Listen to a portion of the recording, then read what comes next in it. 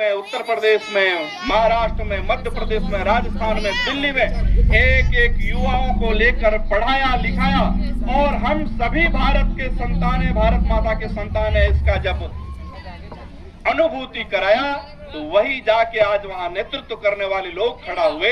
अभी तुरंत जब बांग्लादेश में युद्ध की परिस्थिति थी उस समय जब उन्होंने एक मैप दिया ग्रेटर बांग्लादेश का, उस समय उसी सब नौजवान लोग के खड़ा हुआ कि पूरे भारत को चिंता करने की आवश्यकता नहीं, पूरे भारत आने दिल्ली से यहाँ तक आने की आवश्यकता नहीं, हम लोगों के अंदर सामर्थ्य है बांग्लादेश को धूल चटाने की। जो देश से कटने के लिए तैयार था, जो प्रथम प्रधानमंत्री ने बाय बाय नॉर्थ ईस्ट का दिया था, वैसे स्थान पर कि भारत के लोगों को अन्य उधर से लड़ने की आवश्यकता नहीं, हमारे अंदर सामर्थ्य है बांग्लादेश से लड़ने, ऐसे लोग खड़े। ये कब हुआ?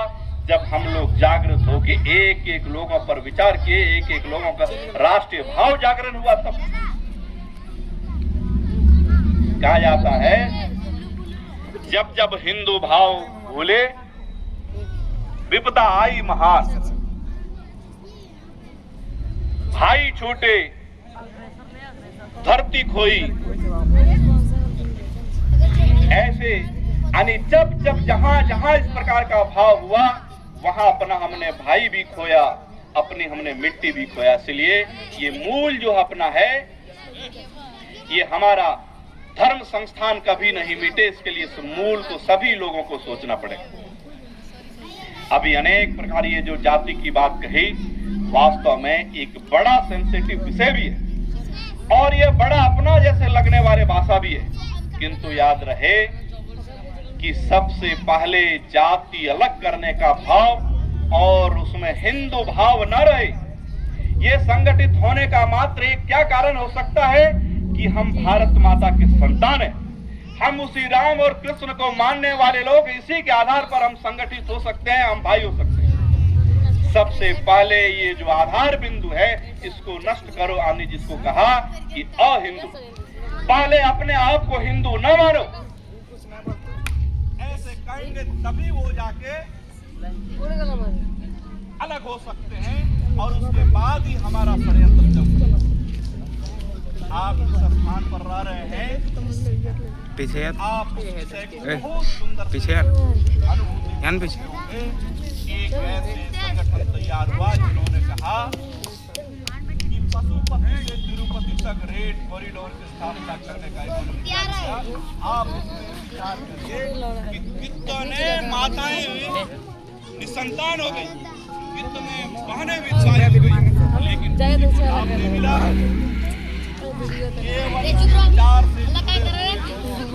कुछ हुआ होगा किंतु पूरे देश और समाज को हानि हुआ। आपको जान के डाटा जब देखेंगे तो आश्चर्य होगा। अभी तक भारत जितना युद्ध लड़ा उसमें सिविल से लेकर सैनिक तक जितनी बड़ी हत्याएं नहीं हुई, उससे अधिक बड़ा युद्ध इस युद्ध में हानि हुआ। समाज में अनेक लोग आएंगे, अनेक अपने अपने बातों को मनवाने के लिए अनेक तथ्यपरक बातें भी कहेंगे, किंतु वो बातें तत्कालिक हो सकता है, एक छोटी सीमा हो सकता है। एक बड़ा हम यदि लक्ष्य देखेंगे तो छोटे छोटे लक्ष्य को त्याग करना पड़ेगा। इसीलिए हम सभी लोगों को इन बातों से ऊपर उठ के, क्योंकि आप सभी यहाँ समाज के अग्रगण्य लोग खड़े हैं, इन बातों पर विचार करना होगा कि हम अलग अलग जाति के होते हुए भी हम सभी हिंदू जाति के लोग हैं, हम सभी हिंदू धर्म के लोग हैं, हम सभी भारत माता के संतान हैं। इस भाव से लेकर जब जागृत होकर काम करेंगे तब जाके भारत और देश समाज सभी सुरक्षित। मैं एक आपको घटना बताता हूं कि कैसे इन छोटी छोटी बातों पर विचार करता है तो देश आगे बढ़ता है, कैसे उनके बातों में आ जाता है तो टूटने का नौबत आ जाता है। रांची जिला में सिल्ली प्रखंड में एक गांव की कुछ दिन पहले घटना है। वहां के गांव के एक मोहल्ला वालों ने पूरे मीडिया, सोशल मीडिया में ऐसा वक्तव्य दिया कि हमको अपने गांव के मोहल्ला के लोगों ने पानी पीने से वंचित कर दिया। हमारे पास पानी पीने के साधन नहीं है, हमको पानी पीने नहीं दिया जा रहा। अभी 2025 में इस तरह की घटना होगी तो सबको मन विचलित होगा कि ऐसे हम भारत की कल्पना कैसे कर सकते हैं जहां पानी पीने का अधिकार नहीं है। किंतु और इन बातों को लेकर समाज में जाएंगे तो सबके अंदर आग खड़ा हो सकता है, सब लोग क्रोधित हो सकते हैं, जो किया सब दंडित करने के लिए विचार किया जा सकता है। किंतु सत्यता जब आई तो आपको आश्चर्य लगेगा कि उस गांव, उस मोहल्ले वाले ने इसलिए किया इस प्रकार का कि उस गांव में चापानल की व्यवस्था नहीं थी, कुएं की व्यवस्था नहीं थी, तो सरकार तुरंत आके व्यवस्था कर दे, इसलिए इस प्रकार का प्रोपेगेंडा किया गया। मैं इसलिए आपको ये घटना बताया कि जो समाज में घटनाएं बताई जा रही, जो वर्णन की जा रही है, वो सत्य से परे। सत्यता की जांच करके उसके बाद भी अपने भागीदारी होनी चाहिए। बिना सत्यता का जांच किए वहां भागीदारी करना अच्छा बात नहीं है। समाज को खंडित करने के लिए, तोड़ने के लिए इस प्रकार के अनेक वितंडा रचे जा रहे हैं। इसीलिए हमको केवल आपको सावधानी के रूप में हम इन बातों से अवगत कराया कि अभी ऐसे अनेक काम हैं जो हमको करना होगा। चूंकि धूप भी अधिक हो गया, होली का समय है, आपको सुनने का भी अधिक मन नहीं होगा, इसीलिए मैं आप एक घटना बता के आपको वाणी को समाप्त करूंगा, विचार को। यदि उनको ठीका देंगे कि संघ के लोग हैं, संघ हैं, देश और समाज सुरक्षित है, तो वो संभव नहीं है। आप जैसे समाज के सभी लोगों को जागृत होकर समाज के साथ या अपने विचार से जो भी हिंदू भाव के लिए, समाज के लिए अच्छा होगा, सबको अपने अपने स्तर पर कुछ न कुछ काम करना पड़ेगा। कई बार लगता है, ऐसा भ्रम होता है कि अपने विचार या देश को अच्छा मानने वाले विचार के हाथों में सत्ता आ गई तो भी सभी कल्याण होगा। यह भी संभव नहीं होगा। हमने कहा